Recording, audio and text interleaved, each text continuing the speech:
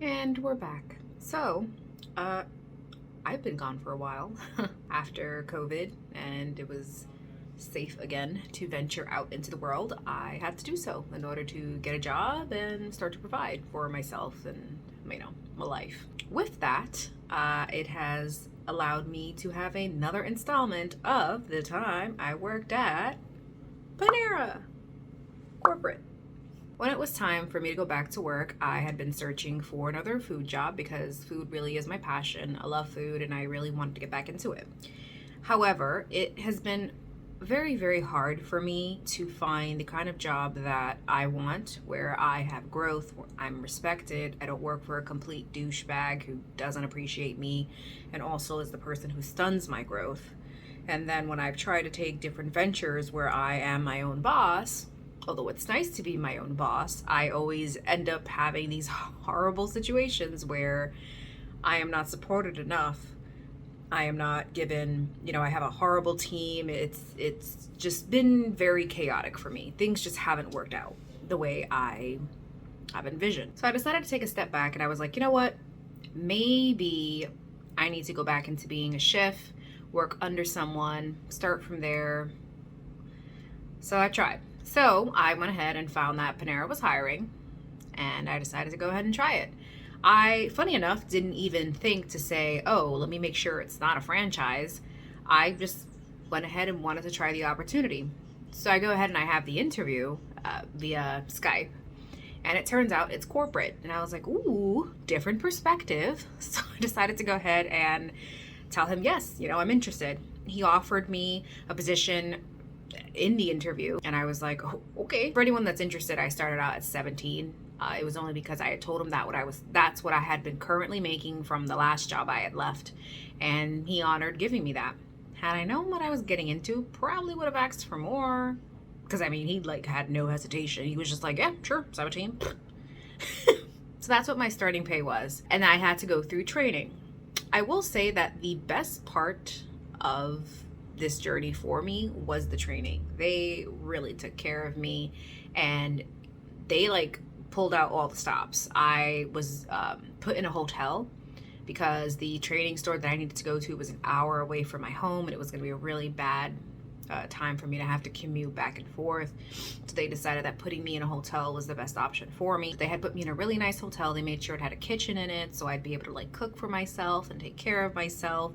They were okay with my fiance coming with me, so he did. And it had been, and then it was a very long training, about a month and a half to train, because they had started me as a crew member first, and then I moved up into doing management training. So they gave me this whole complete package in 1 month. When I first started out, I had a training coordinator, and she was the one that pretty much made my schedule, told me where to go, set up my hotel for me. It was very, very easygoing, very nice, and she was great. And also, in addition to me getting my training, once I was done with my training and everything, the last thing, or one of the things I had to do, was get my food certification. So that was another thing that I was just like, ooh, right, right in the jump, we're starting off great with me getting my food certification and making sure that I have everything I need before I should be in the store. One of the great things about Panera doing that for me is the fact that a lot of jobs just don't do that anymore. They don't take the care and the necessary actions that they should to make sure that their people are set up for success.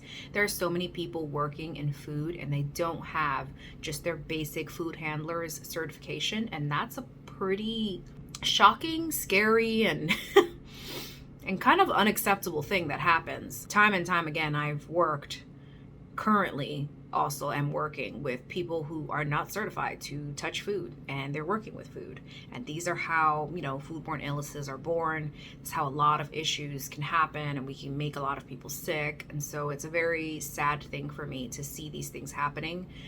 But once again, just to kind of give Panera kudos for making sure that I went through the proper process. There are jobs that just hire you and they just throw you right in there, and you'll never, you never get there. Because, and especially right now, there are so many jobs that are just so desperate to hire people that they're not even doing things the right way. No background checks, no drug tests, nothing. Get in there, grab something, and just start working. Very impressed with the way that they had handled my training and just how I had the time to absorb and get everything. And there was no rush to hurry up and get to my store, even though my store was in dire straits and needed me to start. The training starts off pretty easy. Like I said, you're just going to learn the basics. So you start off with being a cashier.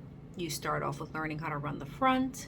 Then you start learning how to run the line and run on the sandwich station, the soup station, things like that. Every single day was broken up into what I would be doing. I got a normal size paper that just had my schedule on it, and it told me every single thing. Told me my days off, where I would be working as far as the times that I'd be working, just my typical time, and then what station I'd be working at. It's very, very nice. When I first got there, it was a little bit of an issue though, because it almost seems like they just expected me to take charge of my own training and tell them where I had to go, but they had my training paper too. So it was kind of annoying that I was the one that was supposed to be they're supposed to grab my hand and guide me, and yet they were kind of sitting there going well, where's your paper? Why are you not telling anybody what station you're supposed to be doing? It was kind of stupid for them to assume that I would just start, and telling them what I had to do. You're the ones training me. But once I had mentioned that to my training manager or coordinator, she had fixed the problem, and then they started becoming a little bit more open and communicating with me, and we got things a little better. Because when I first started, I was literally being thrown in the same position for a very long time, and I wasn't moving like I was supposed to. I would spend 2 or 3 days in soup station when I should have been doing salad station. And salad station, funny enough, was probably one of the last things I did, because it just kept getting pushed aside for whatever reason. And then on top of doing that training, the hands-on training, I was also doing training on the side, like the online training. And online training is boring no matter what you're doing. No matter what you're doing or what it's about, you're going to fall asleep. I spent most of my time in that lobby falling asleep. Can't really tell you much of what was said. I retained a few things, but most of my energy went to people not seeing me go. So yeah, there's that. They gave me I had a hat that I would wear when I was a associate. And that hat was great because it would kind of enough to kind of hide my eyes drifting. So having the hat was a nice tool to cover me falling asleep. The atmosphere of Panera it's hard to say what it's like, just because right now, coming back from COVID, a lot of businesses have changed. A lot of new people, a lot of young people working in the business. It's very hard to judge a company's work ethic or their organization, what they stand for, things like that. Because right now I feel like a lot of companies are having to just hire out of desperation, and they're just hiring whoever. If you can fake a smile and answer some questions, some basic questions, you're in. And with Panera, pretty much the same thing. I got a lot of teenagers working there, a lot of young girls in school. We had a lot of minors walking around. Most of the minors were trainers, which was weird, because I'd ask them simple questions and they couldn't answer those questions, and then they'd kind of get mad at me. They had some senior people, like I said, some old timers, and they were great. But the vibe of it was very, like I said, immature. Lots of young girls there. They were very horrible with talking to each other too, very mean, kind of yelling at each other, and it wasn't the greatest experience. They also really weren't too friendly until they found out I was going to be a manager or / I was a manager, and then all of a sudden they were pulling out the stops and they were super nice to me. So that wasn't great either, because if you're not nice to just anyone in general, all that aside, once I started to really get done with almost towards the end of my training, I really was sad to actually leave. I had, made some nice connections with a few of them, and it was really sad to leave. And they did a really good job at training me. A lot of them were very helpful, They, did their best to guide me, to help me, and I really felt like I had the right experience, like with Panera, trying to learn and understand their culture and learning how they do things.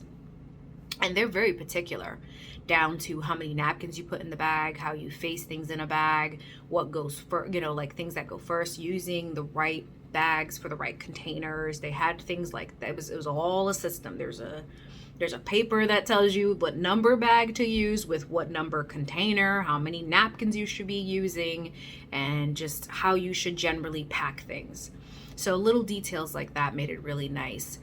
One of the things I will say that was very impressive, and I don't think I've ever seen this anywhere, is they call it their KDS, which is basically their screen where they see food.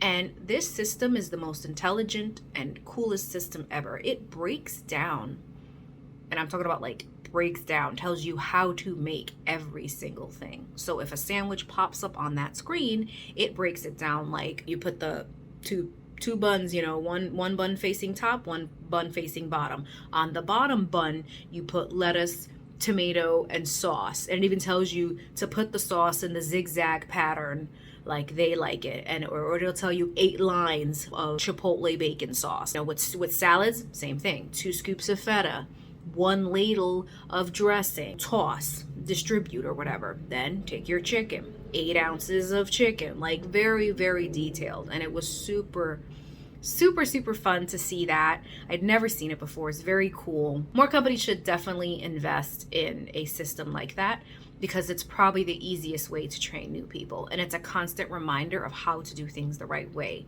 versus having to have someone physically tell you, hey, that's not how things go. It's right there on the screen. Obviously, yes, you're going to be watching as a manager and making sure that they're doing things the right way.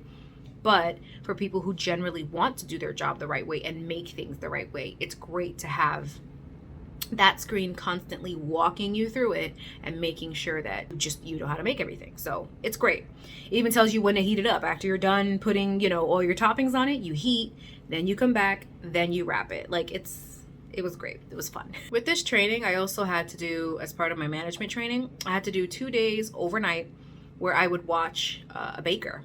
And I don't know why, and I know a lot of people are going to make fun of me for this, but I seriously thought Panera made their bread there, like in their stores. I thought the baker came and literally baked everything there. Bread, all that. So I was super hyped, super excited to make bread. I was like, I'm gonna learn how to make bread. I'm gonna learn how to make bread. So excited. And then I get there and she just rolls out the dough, and I'm like, I was like, did you come here like a few hours early and do that? Or she's like, no, comes from the facility, the FDF. I'm like, what the fuck is the FDF? Fresh Dough Facility is the FDF, and that is where Panera gets their dough from. All of their dough is made in a factory and then of course shipped to each store. Makes sense, right? Mass production, chains, blah blah blah, whatever. But in Rebecca's head, she thought she was gonna learn how to make bread. So unfortunately, I didn't learn how to make bread, but I got to watch the love and the care and the technique that goes into making Panera's bread. And it was a beautiful experience. I'm not gonna lie. Like and let me just say, it depends on who you watch, of course. There are some people who really care about their craft and they love their job, and that's who you want to get. And her name's Melissa. Shout out to Melissa. She is amazing and she loves her job and she takes it so seriously. She followed every detail. She was just, scoring the bread and rolling it and putting it in its little container and then she gave tips and tricks while she was doing it. Make sure you do the oil, and then when you put your fingers in there and massage it, and you want to make sure you turn it around. And I ate it all up. I was just sitting there just watching her work magic. And then even the oven, she was like, every oven's different, so while it says 350, you want to watch it because your stuff could easily over bake and you don't want that. And it was just great. the way she managed to get everything done on time, because that's another thing. They don't have much time. 10 to 5 seems to be their normal shift. Some of them were coming in a little bit later. I'm sorry, earlier, 9 to 5 a.m. That's not a lot of time to get everything done. They make a lot of bread. I don't know if you've ever walked into a Panera. I mean, yeah, you see the bread wall, that's a lot of work. And especially because a lot of them have to sit out for a few, or they have to proof a little more, and it's a lot of technique that goes into it. And if you're not like on time and you're making sure you're following that time schedule, there's no way you're going to be successful. And you have to move fast with purpose. All the pastries they make there, obviously the dough is brought in, but they assemble a lot of the stuff there. They make a lot of their souffles, the souffles that everyone loves. They're made there. They have to craft them, got the little dough out, fold it over, make the egg mixture. It's a bag. We don't make it. It's brought to us, but still, there's, like I said, there's a lot of steps that go into crafting these items, and it's a lot of work. So if you ever see a Panera baker, give them some respect, because these people work really hard with a very limited time crunch. And they have something that's called the gold standard, and that's how they score their work. And it's tough. Got the head honchos every single day. They have to check every single day. They made us check we had to take pictures of the sweets and the bread wall. We had to send it to the higher ups, and they would basically grade your work every single night, or their work every single night. It's a tough gig. It was great. I loved watching it. I loved learning from her.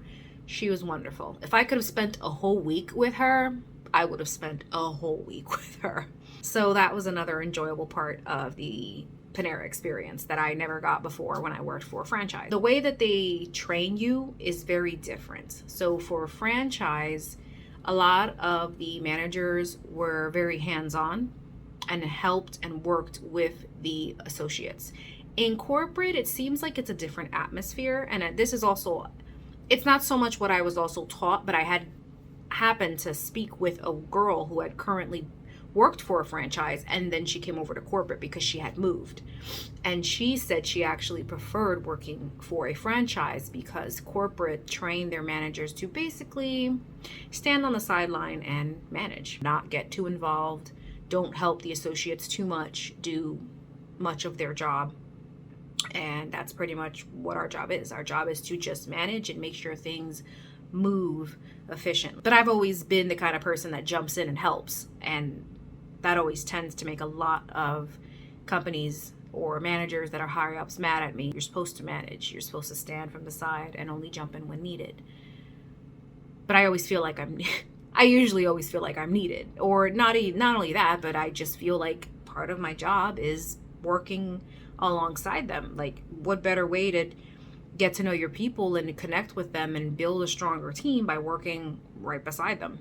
So I've always been that person. And when I did it at the Panera I went to, my store, when I finally got to my store and did that, a lot of them were very shocked and didn't really know like how to handle it, because they were just like, oh, they don't normally help us. And I'm just like, oh, I'm not that kind of person. I help. I had finally been told what store I was going to, and I was going to the highest volume store in that district. They made about 62 to 70,000 a week, and they were struggling. They had to close down their dining room because they didn't have enough people.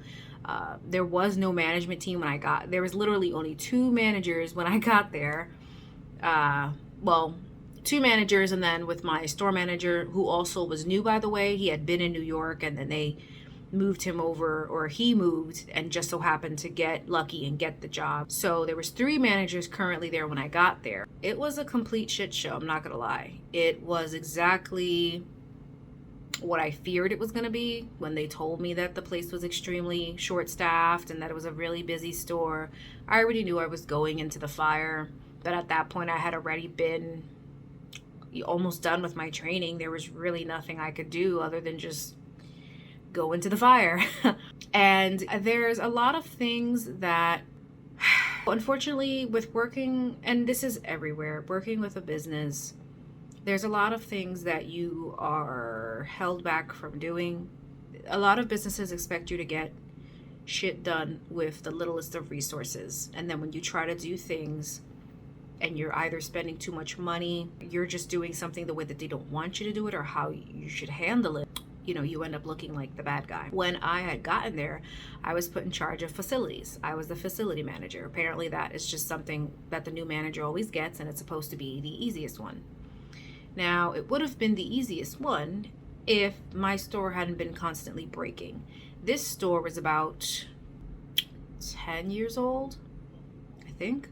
It looked heavily neglected.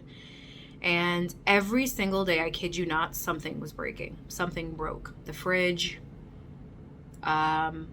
doors, like random doors. We had fridge doors breaking.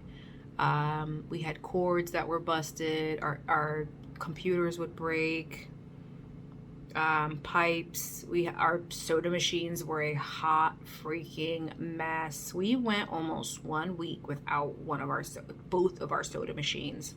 We had a plumbing issue, which was affecting our water. So our brewers weren't working. So we had to go a few days without making fresh teas that we were supposed to make. I mean, the place also wasn't cleaned because, once again, neglect. They had really, a lot of the last management team just didn't do their job well. So the store was completely just disgusting. That on top of everything else it was a lot to handle. Being the person who I love cleaning and I love fixing things, I was super excited to be facilities. I felt like Fix It Felix. I can fix it. Like, that was literally me the entire, time that I was there. I was like, I can do it. I can fix it. I'm going to do all this. But then started having a lot of communication issues with the staff. Huge communication issues with these managers. A lot of them were putting in tickets as I was putting in tickets. And it made no sense to me because I was like, if I was given the crown of facilities, why are you guys putting in tickets? Now, if I wasn't there, that's fine. Obviously, if I'm on a day off, that makes sense. There were days that I was working or I was coming in and they were doing these things, and it's like, and then not even telling me. So I'd come, I'd see it, and I'd put in a ticket, and then there'd be like double, triple tickets. So that was pretty annoying. But then at some point, even with everything breaking, my store manager basically wanted me to, only if it was an emergency, should I be doing tickets, because we had spent so much money in repairs. Like 23 or some shit, whatever, a lot of money in repairs. And I said, well, the store is breaking. Duct tape can only go so far. I don't know what you want me to do. This is my job. My job is to fix the store, and I can't help that every time I walk into this fucking curse of a store, something breaks. Because literally every time I walked in that store, the store would just something would just happen and the store would just break itself. It was crazy. I am convinced that store was cursed. Like, someone put a hex on that store, like a serious one, because it was just crazy. I couldn't catch a break. Something would always be breaking, and then it'd stay broken for days, because that was another thing. Getting a repairman to come out, I mean, it would just take a while. Short-staffed, whatever they want to call it, it would take a while to just fix one issue. And then we had issues that were getting fixed, and then they'd get broken again. And then at some point they were like, well, before a ticket goes in, it has to be run by me and the district and blah, blah, blah. And I'm like, why? Now you guys don't trust me to do my job? Like, you think I'm randomly making up shit that's broken in the store? Like, talk to the people here. They can all tell you this shit's been broken for years and no one's tried fixing it. So that was also frustrating too, that I was being held back from trying to fix the store. We're talking about a, what? $billion company, million, billion, whatever. Panera makes good ass fucking money. And we as a store make good ass fucking money. So, I mean, spending money on repairs that the store desperately needs was a problem. Like, you have to reinvest into your business. The store had been standing for so long. Yeah, I think it was 10 years. Anyways, that store, was a moneymaker. So you'd think you'd want to take good care of your moneymaker and make sure it's safe and functional for your customers and your associates. Not only that, but who the fuck wants to work in a shit show? How can you expect an employee to be prideful and do their job to the best of their ability when they work in a store that's constantly breaking? They don't have the supplies they need. It's not it's not a reasonable thing to expect. It really isn't. The associates we had, a lot of them were new, so it was hard to successfully run a really busy store with so many new people, and they were all young kids. They were extremely frustrating because, a lot of them had to have their breaks because a lot of them were minors. Majority of my staff was minors. So they all needed a break within 4 hours. You had the whiny people who didn't want to work. I legitimately had this one kid, and I call him a kid because even though he wasn't a minor, he kept fucking acting like a kid. And he would just come up to me and just be like, can I take my break now? Can I take my break now?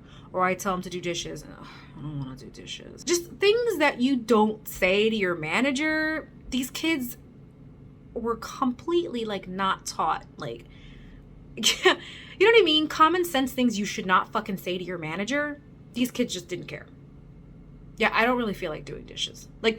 Things like that. I don't really feel like doing it. Can you ask somebody else? Can you not test me? Do you want your job? Crazy things I would never think to say to my fucking manager. These kids didn't give a goddamn fuck. So that was very frustrating too, to have to deal with the constant attitude and the talk back and the disrespectful. And then particularly we had this one girl, and I want to say this is probably the first time I've ever dealt with a crazy person. And it wasn't like that situation in Starbucks where we had that one guy that he thought he was great at everything and he wasn't. She clearly had a lot of mental issues. I have to say, it was probably one of the hardest things I've ever had to deal with as a manager because for several reasons. Number one, when you are trying to be professional and you are trying to talk to an associate and tell them that their behavior or what they're doing is not appropriate / needs to change. With a normal person or with a person who does not have those issues, it's easy. But for a person who has mental instability, it doesn't, you know what I mean?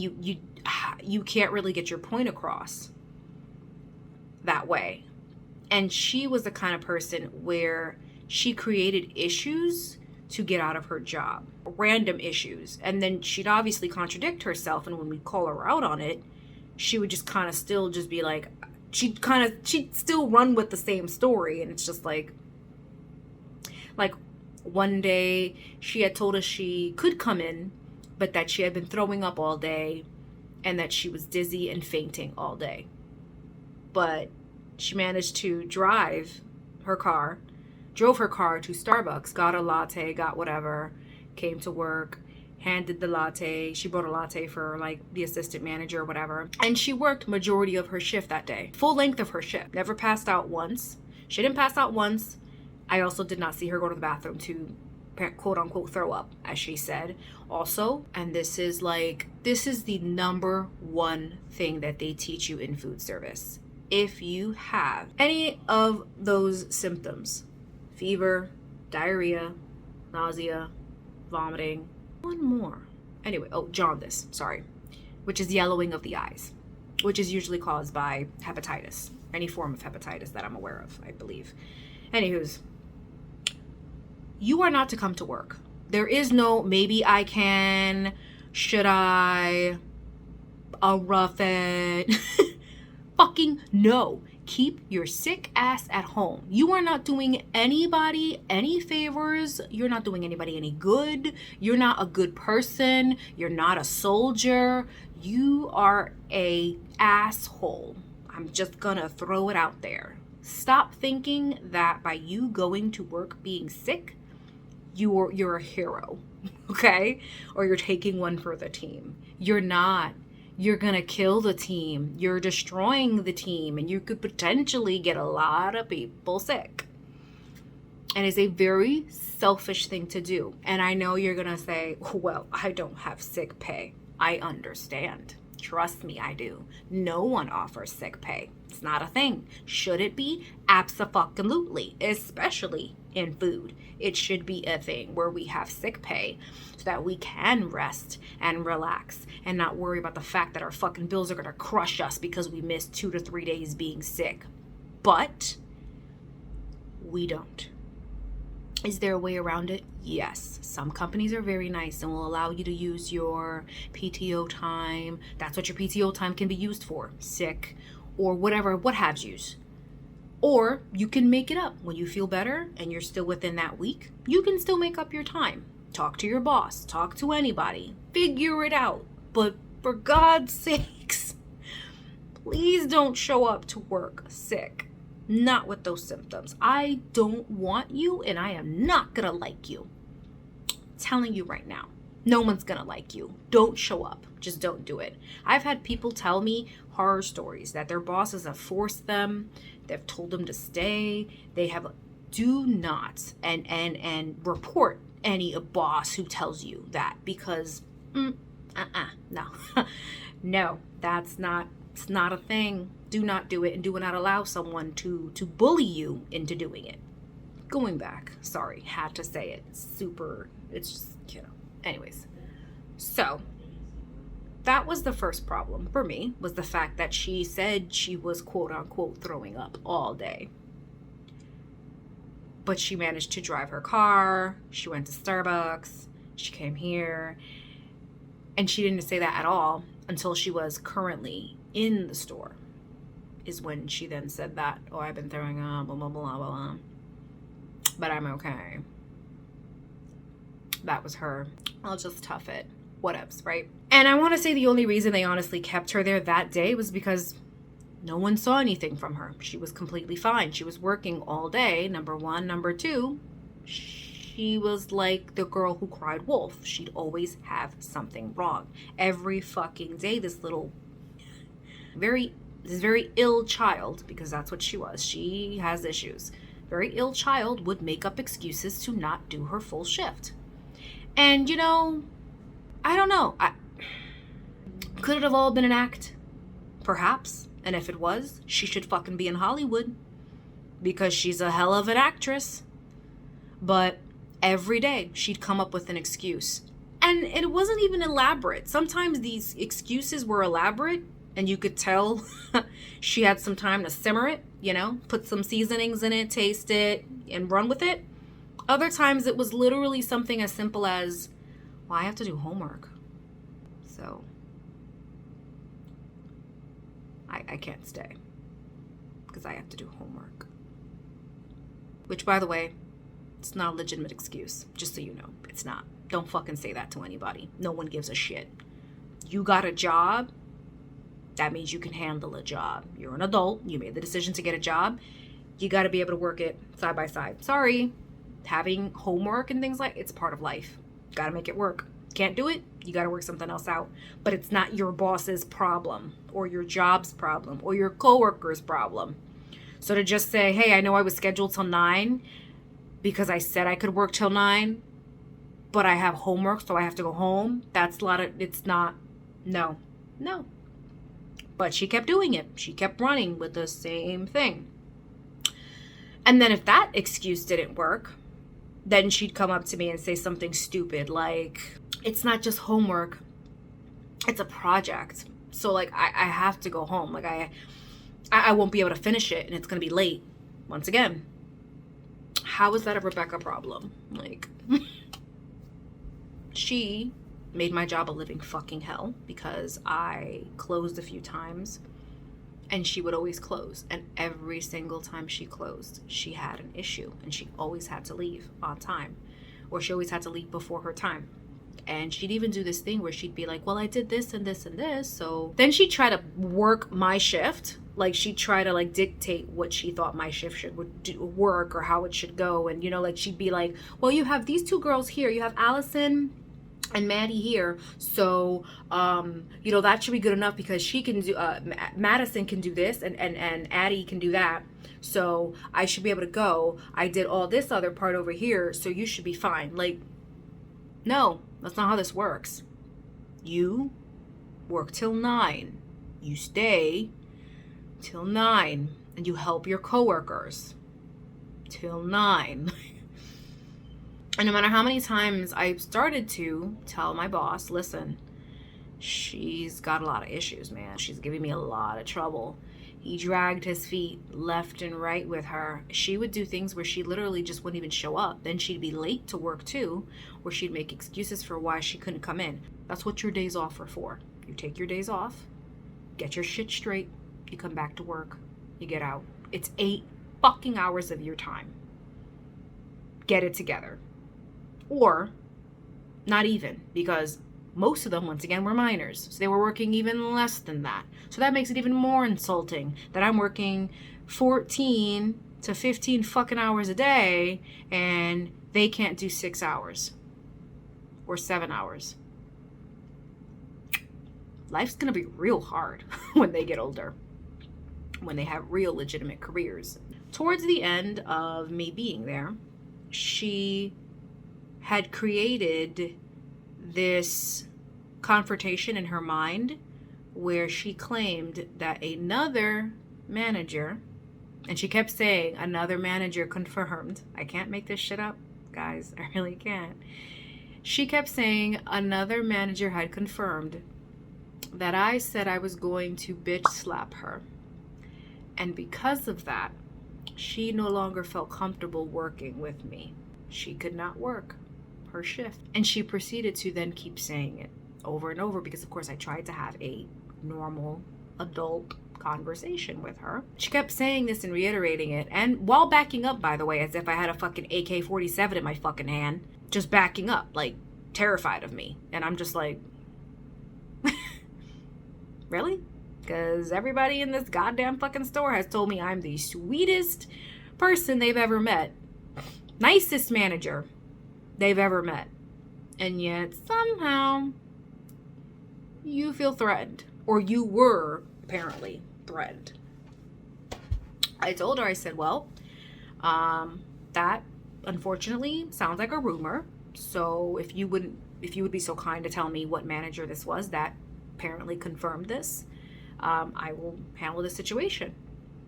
And she just kept saying, I can't disclose that. I can't tell you that. Well, you're gonna have to, because you're claiming that I threatened to physically harm you. And that's a pretty serious threat that you're throwing out. So I'm taking it pretty seriously. But she kept insisting that she could not tell me who, but that it was confirmed and that she could not work with me because of it. I said, all right, well, you need to come up with better excuses, but have a nice day. What else was I going to say? And for shits and giggles, I reached out to the managers because I don't know what in her little mind thought that I don't talk to these people or that we don't compare notes.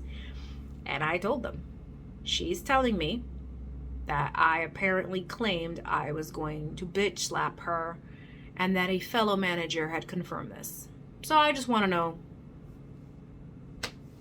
shits and giggles, did any of you hear me say that? And of course, they thought it was a joke. They thought it was funny. They could not believe themselves. I still can't fucking believe it.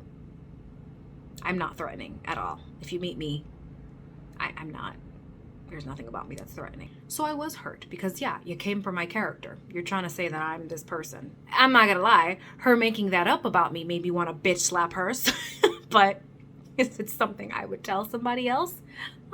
No, because it's not appropriate. It's not professional, and it's just not something you do. You go home and you take that shit home and you bitch to your spouse or your whoever will listen, and that's how you deal with stress in the workplace. You take it home, you bitch, you play some video games, you come back and you just deal with it. In the end, by the way, that was the last that we saw of her because she claimed she just couldn't work with me there. And I said, well, what's interesting is this is my last day. So not only that, but I had been the morning shift. So I said, I literally am leaving in 30 minutes. But she was claiming she couldn't work her entire shift. Talk about excuse, huh? And then I was told that she'd be coming in after I left. But at that point, she'd been way late for her shifts. So she was sitting in the parking lot like a stalker, waiting until I left, and then going into work, or calling whoever was indulging her crazy and telling her when I left so that she could then come in and work her shit. I mean, crazy. This is crazy shit. This is crazy stuff. Like, this guy, it's a waste. Such a waste of someone's energy and time. I mean, my heart, I really hope that she gets the help she needs, because that's some serious shit. And I don't know if it's that she's immature or that she literally does have a mental problem, but I don't know. It was serious. A lot of the issues that I had with Panera, as far as the working structure, was my manager. He was new to his role, but he had been working, or he has currently been working for Panera for many years. He was an assistant manager, finally got his shot at being a store manager. The only problem with that, though, is he had gotten an assistant manager who had also been with the company for years, but had clearly tapped out of the business. Like, this guy just didn't care. And you could tell. You can tell when someone cares about their job and when someone doesn't care. And this guy did not care. He was always the first in, first out. He never really tried to fix issues as much. He would just kind of like, yeah, whatever, just do this and get out. He was just that kind of person. And it made my boss's job very hard to do because he wasn't properly supported by the assistant manager. And come to find out, the way that they structure things, the assistant manager is supposed to do all of the grunt work per se and run the store so that they can get ready for having their own store, and the store manager is supposed to kind of just sit back and, yeah, I don't know, be a guru and help us all as we go on our journeys to, becoming a store manager. But it wasn't like that for him. He was doing the bulk of the work, and the assistant manager was taking the seat back because he just didn't care to really be involved. And my store manager, unfortunately, kept letting it happen. But it was becoming a huge issue because he wasn't properly supporting us, and we were having to do a lot more work because he wouldn't do certain things. Like, for instance, we didn't have a dishwasher because we, of course, were short-staffed, and I would do my best to make sure that there were no dishes when they would come in to start their shifts. He, however, wouldn't do dishes.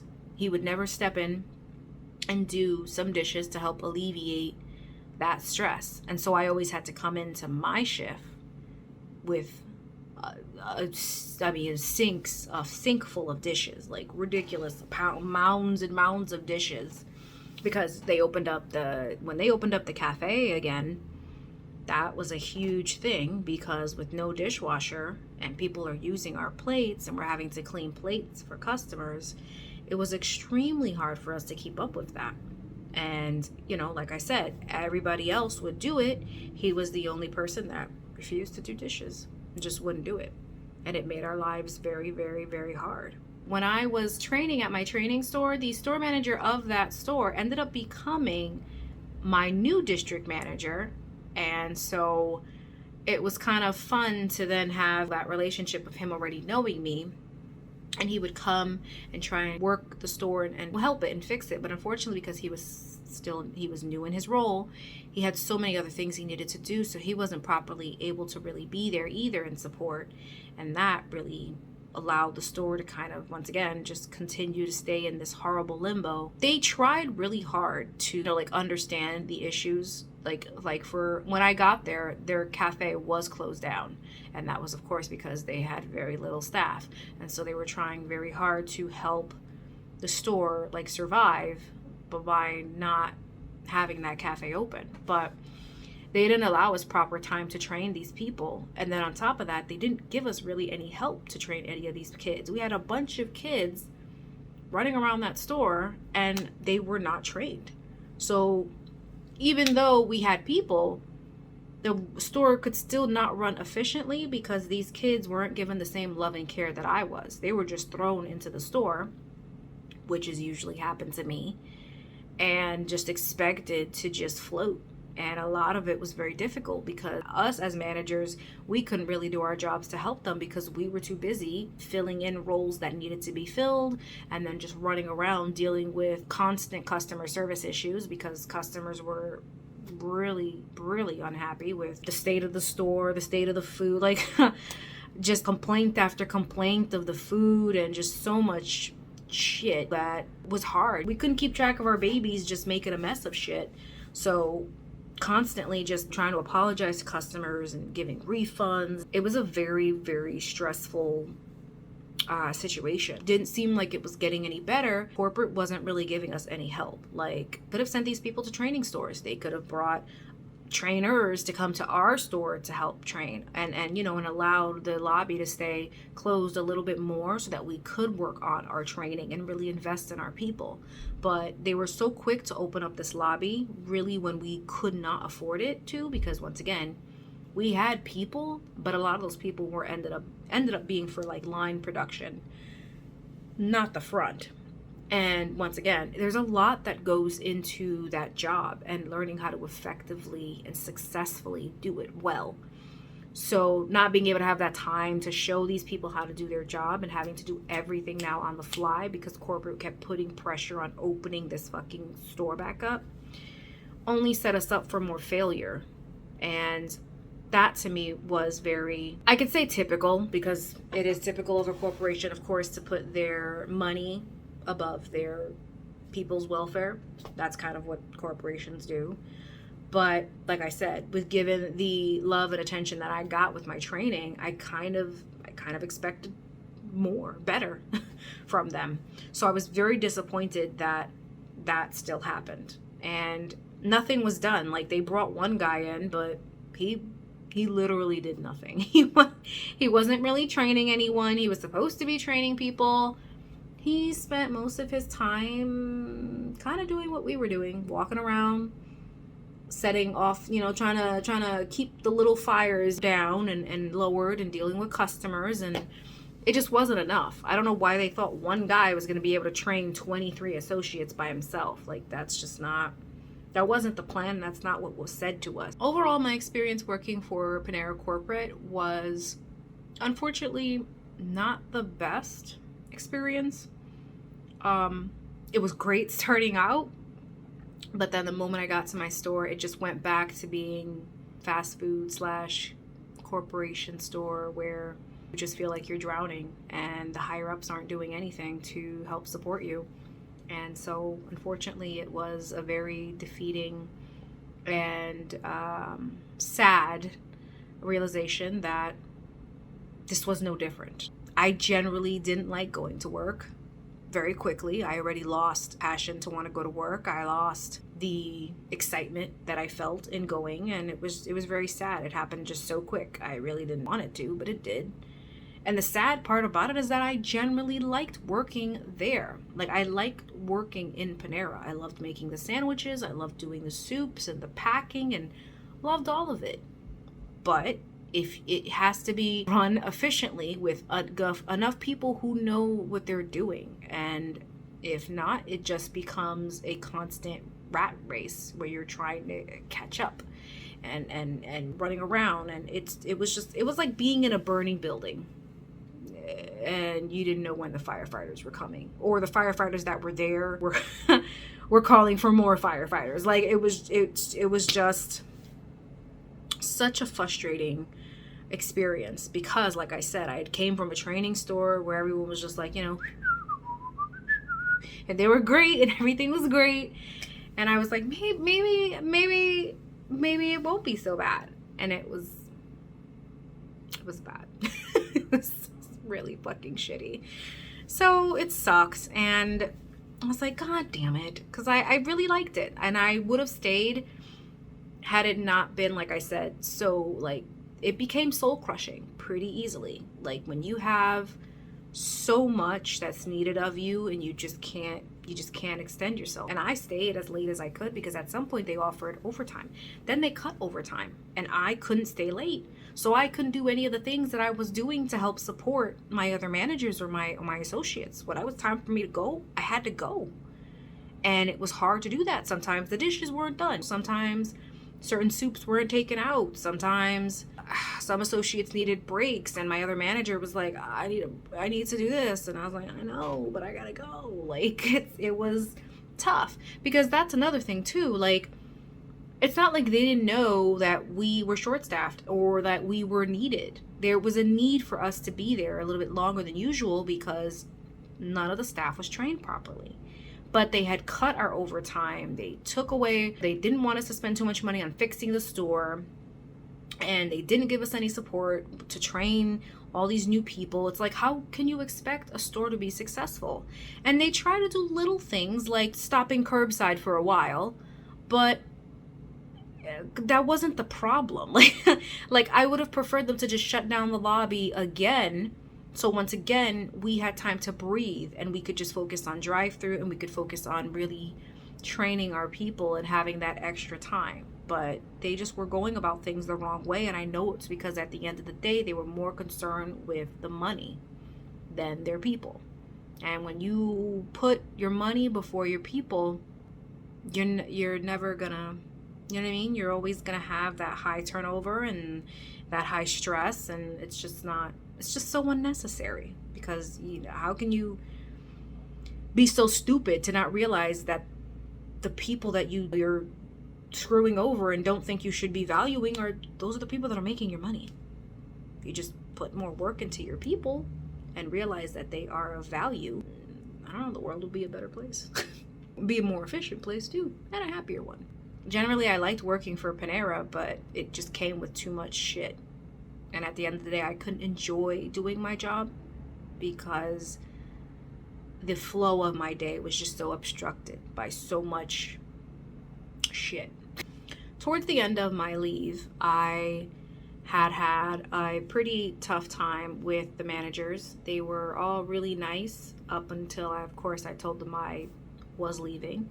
The assistant manager, like I had mentioned, would never overextend himself or not do the same things we would do. Like, we would come in on our days off. We would just be there to support each other. And he would not do that at all. There was one moment where I had gotten sick and I couldn't come into work. And I had texted him and said, listen, I can't come into work. I'm not feeling well. And he had just flat out said, no one can cover you. We have to stick to the schedule. Okay, well, I can't control being sick. As much as I'd like to stick to a schedule, you can't control being sick, which is the dumbest response I think. That's the dumbest response anyone's ever given me. Like, okay. And basically refused. He wouldn't come in. No one could cover. And so the night manager ended up having to do a double that day. Was that something that I wanted? No. And I was not going to come in while I was sick because I didn't want to. It wasn't 100%. I couldn't come in. I couldn't even get off my bed. And the night manager took out his frustrations on me and basically had texted me this long. I took screenshots of this because I was just like, wow. And I'll share them because, you know, I know some people like drama. And while it sucks for someone to have to work a double, why get mad at the person who called out? You should have been more mad at your assistant manager walking the fuck out and just saying, not it. That's pretty much what he did. He walked the fuck out, left this guy alone to do a double, didn't put on his big boy pants on and support his store like he was supposed to. I would have done it. I would have stood late. Or the other manager had opened that day and the other manager was just a mid. He could have easily just stayed and closed. But no, he refused to because he doesn't do closes. I get pretty annoyed when I get yelled at and situations like that happen. It's something out of my control. And rather than him being upset at the person he should have been mad at, he was mad at me and took his anger out on me. Then when he saw me, he wanted to try and apologize. He waited way too long to do it. And then even after he apologized, he still kept ignoring me like I didn't fucking exist.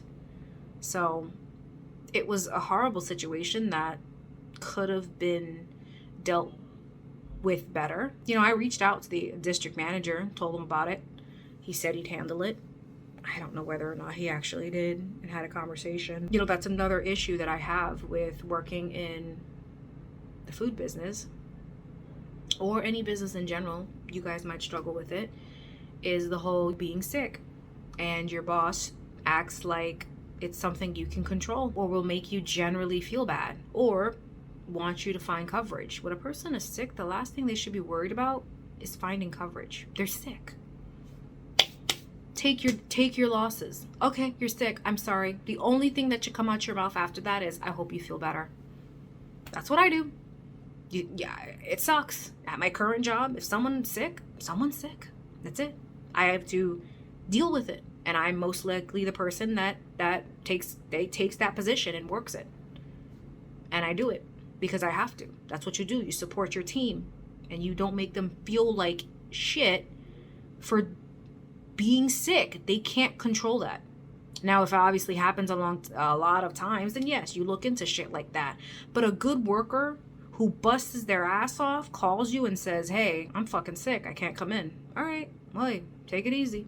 Because you know this person. If a person gives you consistently good behavior and good work and comes in, they're on time, like all that. And that one day out of 365 days, every time I've worked at a place, and I don't get sick very often either. And I have a lot of chronic pain, a lot of chronic issues, but I still go to work. I'm not at my best, but I'll still be there. It's very rare that I'm knocked down. But when I do get knocked down, I get knocked the fuck out and I can't go to work. My current job has been very well. I got the flu, which I have never had the flu in my life. And I finally, 2020, it was in December of 2020, I got the fucking flu. And I thought that I was dying. I had never gotten it before, like I said, and not something I ever want to go through again. It was horrible, but I had to take a week off of work, and I am a cafe manager right now. That's not really something I can afford to do, is take a week off. I just can't. Like, I'm short-staffed there as it is. I work with my team. I have to be extra for, to compensate for what we don't have. And so it's very crucial. I order things I keep the cafe running. For me to be out for a whole week was something that I just couldn't afford. They didn't give me a hard time. They told me to feel better several times. And they even let me take PTO time. And they let me go into negative, which is something a company very rarely will let you do. You can only use whatever PTO time you build up as you work.